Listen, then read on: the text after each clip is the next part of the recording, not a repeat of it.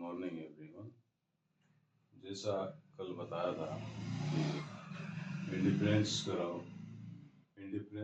क्या होता है, तटस्थ वक्र क्या होता है। तटस्थ वक्र दो वस्तुओं के उन विभिन्न संयोगों को व्यक्त करता है जिससे उपभोक्ता को समान संतुष्टि मिलती है। तो सम संतुष्टि वक्र भी कहते हैं, समान संतुष्टि देने वाला वक्र। समान संतुष्टि के संदर्भ में उपभोक्ता तटस्थ हो जाता है, इसलिए इसको तटस्थ वक्र भी कहते हैं। तो जैसे ए बिंदु, बी बिंदु, सी बिंदु, डी बिंदु, ई बिंदु, इन बिंदुओं के ऊपर उपभोक्ता को समान संतुष्टि मिल रही है, तो इसको हम समान संतुष्टि देने वाले वक्र को हम सम संतुष्टि वक्र या तटस्थ वक्र भी कहते हैं।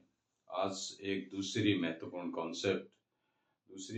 कॉन्सेप्ट है मार्जिनल रेट ऑफ सब्स्टिट्यूशन, प्रतिस्थापन की सीमांत दर।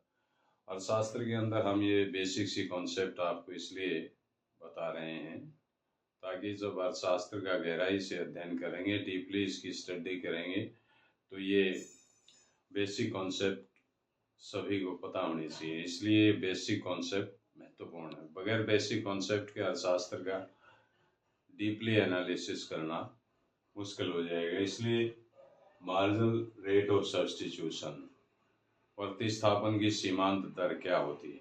प्रतिस्थापन करना होता है प्रतिस्थापित करना, एक वस्तु के स्थान पर दूसरी वस्तु को का उपयोग करना, इसको हम प्रतिस्थापन कहते हैं। प्रतिस्थापन की सीमांत दर, प्रतिस्थापन की सीमांत दर वह दर होती है जिसको कोई उपभोक्ता एक वस्तु की अतिरिक्त इकाई का प्रयोग करने के लिए दूसरी वस्तु की जितनी इकाइयों का त्याग करेगा उसको हम सीमांत दर कहते हैं। प्रतिस्थापन की सीमांत दर कहते हैं। प्रतिस्थापन की सीमांत दर से अभिप्राय क्या हुआ? प्रतिस्थापन की सीमांत दर से अभिप्राय यह हुआ एक वस्तु की अतिरिक्त इकाई का प्रयोग करने के लिए उपभोक्ता संबंधित वस्तु की जितनी इकाइयों का परित्याग करने के लिए तैयार होगा उसको हम कहेंगे प्रतिस्थापन की सीमांत दर। ये मान लीजिए उपभोक्ता विभिन्न कॉम्बिनेशन है, उपभोक्ता के पास कॉम्बिनेशन है वस्तु ए से 2 इकाइयाँ, वस्तु बी से 14 इकाइयाँ, वस्तु कॉम्बिनेशन वस्तु ए से 2 इकाइयाँ, वस्तु बी से 14 इकाइयाँ, तो ये कॉम्बिनेशन ए हुआ। कॉम्बिनेशन बी, वस्तु ए से 3 इकाइयाँ, वस्तु बी से 10 इकाइयाँ, तो 10 इकाइयाँ ये बी बिंदु आ गया, 3 इकाइयाँ इससे और 10 इकाइयाँ ये दूसरा कॉम्बिनेशन, ये 4 इकाइयाँ इससे 7 इकाइयाँ, तीसरा कॉम्बिनेशन 5 इकाइयाँ इससे 5 इकाइयाँ इससे। ये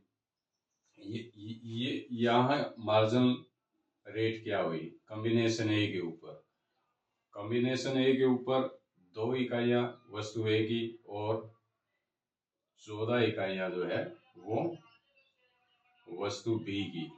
अब अतिरिक्त इकाई वस्तु ए की एक 2 इकाइयाँ पहले उपभोग करा था, एक और इकाई का उपभोग करने के लिए, एक और इकाई बढ़ाने के लिए, 3 इकाई करने के लिए, 2 की बजाय 3 करने के लिए 10 से 4 इकाइयों का परित्याग करता है। दूसरा 10, 14 माइनस 10, 4, ये 4 हुई। Marginal rate of substitution between commodity A and commodity Y 4 हुई। एक और अतिरिक्त इकाई का उपभोग करने के लिए 10, 7, 4 और 7 का कॉम्बिनेशन है तो 10 माइनस 7, 3 हुई मार्जिनल रेट ऑफ सब्स्टिट्यूशन। फिर 2 हुई मार्जिनल रेट ऑफ सब्स्टिट्यूशन। फिर एक और इकाई का उपभोग करने के लिए 1 होगी है मार्जिनल रेट ऑफ सब्स्टिट्यूशन। तो मार्जिनल रेट ऑफ सब्स्टिट्यूशन वस्तु ए की अतिरिक्त इकाई का उपभोग करने के लिए वस्तु बी की जितनी इकाइयों का परित्याग करने के लिए तैयार होगा उसको हम मार्जिनल रेट ऑफ सब्स्टिट्यूशन कहते हैं। तो मार्जिनल रेट ऑफ सब्स्टिट्यूशन से अभिप्राय हुआ वस्तु ए की एक और अतिरिक्त इकाई का प्रयोग करने के लिए वस्तु बी की जितनी इकाइयों का परित्याग करने के लिए उपभोक्ता तैयार होगा उसको हम प्रतिस्थापन की सीमांत दर कहते हैं। तो ये हुआ प्रतिस्थापन की सीमांत दर। ये प्रतिस्थापन की सीमांत दर जैसे कॉम्बिनेशन ए में वस्तु ए की 1 मात्रा, बी की 16 इकाइयाँ हैं। ये कॉम्बिनेशन 16 इकाइयाँ, 1 इकाई वस्तु ए की और बी की 16 इकाइयाँ, वस्तु ए की 2 इकाई और वस्तु बी की 12 इकाइयाँ, कॉम्बिनेशन बी। तो वस्तु ए की 3 इकाइयाँ और इसकी 9 इकाइयाँ, कॉम्बिनेशन सी। वस्तु ए की 4 इकाइयाँ और वस्तु बी की 6 इकाइयाँ, कॉम्बिनेशन ई। इस कॉम्बिनेशन डी और इसकी 5 इकाइयाँ, इसकी 6 इकाइयाँ, तो कॉम्बिनेशन ई। इन इन ये इनके अंदर जैसे ये हुई मार्जिनल रेट ऑफ सब्स्टिट्यूशन। ये कितनी इकाइयों का परित्याग किया? 16 से 12, 4 इकाइयों का परित्याग किया एक और अतिरिक्त इकाई प्राप्त करने के लिए। वस्तु ए की एक और अतिरिक्त इकाई प्राप्त करने के लिए वस्तु बी की 4 इकाइयों का परित्याग किया। तो ये हुआ 1 और 4 मार्जिनल रेट ऑफ सब्स्टिट्यूशन। अब ये हुआ पॉइंट सी में, एक और अतिरिक्त इकाई का प्रयोग करने के लिए वस्तु ए की एक और अतिरिक्त इकाई का प्रयोग करने के लिए वस्तु बी की 3 इकाइयों का परित्याग किया, एक के बदले 3। अब ये हुआ वस्तु, ये डी बिंदु है। एक और अतिरिक्त इकाई प्राप्त करने के लिए वस्तु ए की एक और अतिरिक्त इकाई प्राप्त करने के लिए वस्तु बी की 2 इकाइयों का परित्याग किया, 1 बराबर है 2। अब वस्तु ए की एक और अतिरिक्त इकाई प्राप्त करने के लिए इसकी 1 इकाई का परित्याग किया, ये हुआ मार्जिनल रेट ऑफ सब्स्टिट्यूशन। जो मार्जिनल रेट ऑफ सब्स्टिट्यूशन है, ये जो त्रिभुजें ये छोटी होती चली जा रही हैं, छोटी लगातार उत्तरोत्तर, अर्थात एक और अतिरिक्त इकाई का प्रयोग करने के लिए कम इकाइयों का परित्याग कर रहा है। कम इकाइयों का पहले 4 का किया, फिर 3 का किया, फिर 2 का किया। इसका कारण है ये घट रही है। Marginal rate of technical substitution between commodity A and commodity B is decreasing.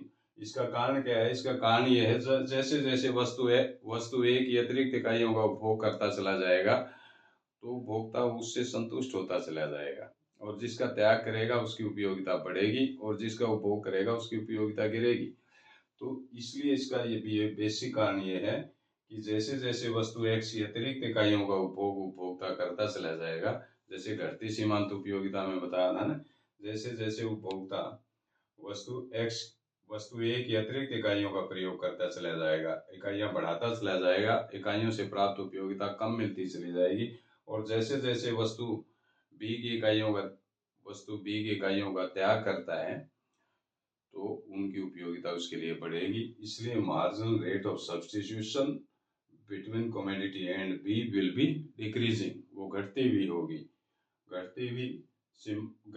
होगी प्रतिस्थापन की सीमांत दर। तो प्रतिस्थापन की सीमांत दर से अभिप्राय क्या हुआ? मान लीजिए 2 वस्तुएं एक्स और वाई का उपभोक्ता करता है, तो एक्स और वाई वस्तुओं का उपभोक्ता करेगा, तो वस्तु एक्स की वस्तु वाई के लिए सीमांत प्रतिस्थापन दर वस्तु वाई की वह मात्रा होगी जो वस्तु एक्स की अतिरिक्त इकाई का प्रयोग करने के बदले छोड़ेगा, त्याग करेगा। तो इसको प्रतिस्थापन की सीमांत दर कहते हैं। प्रतिस्थापन की सीमांत दर लगातार घटती भी होती है क्योंकि ये त्रिभुज छोटे होते जा रहे हैं लगातार, तो ये घटती भी होगी क्योंकि जिस वस्तु का उपभोग ज्यादा करेगा उससे संतुष्टि प्राप्त होती चली जाएगी और उसकी उपयोगिता उसके लिए कम होती चली जाएगी। जिस वस्तु का परित्याग करेगा उस वस्तु की उपयोगिता उसके लिए बढ़ेगी। तो इसलिए ये marginal rate of substitution will be decreasing, ये घटती भी होती है क्योंकि उपभोक्ता संतुष्ट होता चला जाता है। जिस वस्तु की मात्रा का ज्यादा उपभोग करेगा उसकी उपयोगिता गिरेगी और जिस वस्तु का परित्याग करेगा उसकी उपयोगिता बढ़ेगी। इसलिए ये कम इकाई परित्याग करेगा, एक इकाई के बदले। पहले 1 इकाई के बदले 4 दे रहा था, अब 1 इकाई के बदले 3 दे रहा है, अब 1 इकाई के बदले 2 दे रहा है, अब 1 इकाई के बदले 1 ही दे रहा है। तो ये मार्जिनल रेट ऑफ सब्स्टिट्यूशन हुआ, प्रतिस्थापन की सीमांत दर हुआ। तो प्रतिस्थापन की सीमांत दर को हमने विस्तार से बताया और इस कॉन्सेप्ट का विस्तार से वर्णन कल करें।